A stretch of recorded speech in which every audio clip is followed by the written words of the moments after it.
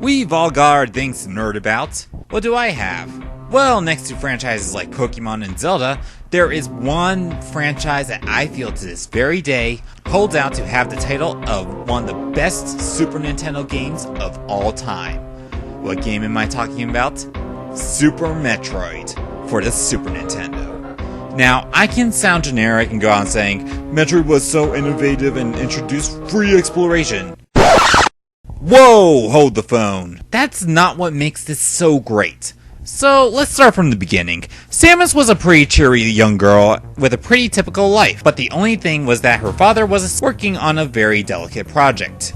The space pirates destroyed her home and she saw Ridley kill her own mother.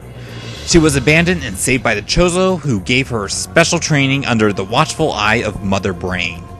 Unfortunately, the Chozo also had a plan of killing off a galactic threat with their own weapon known as the Metroid, and the space pirates took over. Everything went berserk, including Mother Brain, and Samus was forced to kill Mother Brain on her mission on Zebes.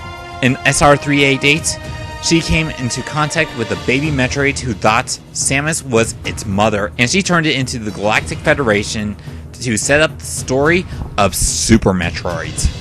Yeah, I said it.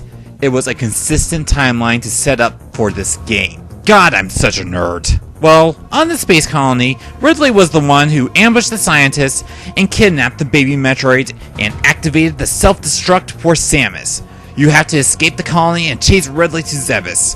When you get there, you think you're just exploring the old ruins of an old battle, but it turns out the space pirates have their own plan and operations, and you know you are in for an amazing game when you were ambushed by these pirates.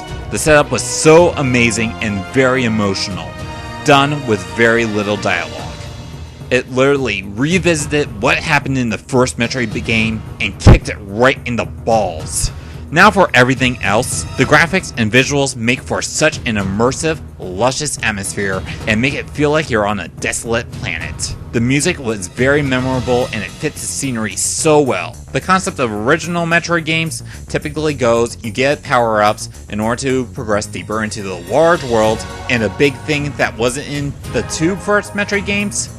Yes, a map system. How I love you. Gameplay is near flawless, and the bosses are so much fun to face. Aside from a little bit of annoyance of the backtracking, this game is just near perfect. And I'm not saying this due to nostalgia. This was one, I have to say, aged so well. Don't get me wrong, the free exploration is a part of the fun. But many gaming titles do that anyway, and that's not what makes Metroid unique. To me, it's how well Samus is developed as a character during these subtle events, the amazing story that goes on in the background during the gameplay, the immersive atmosphere, the setup of events that just cause your heart pounding as you play, just everything. Video games are an art form, and true art doesn't lose its value, and I really don't believe that any game can do what Super Metroid did. See you next mission.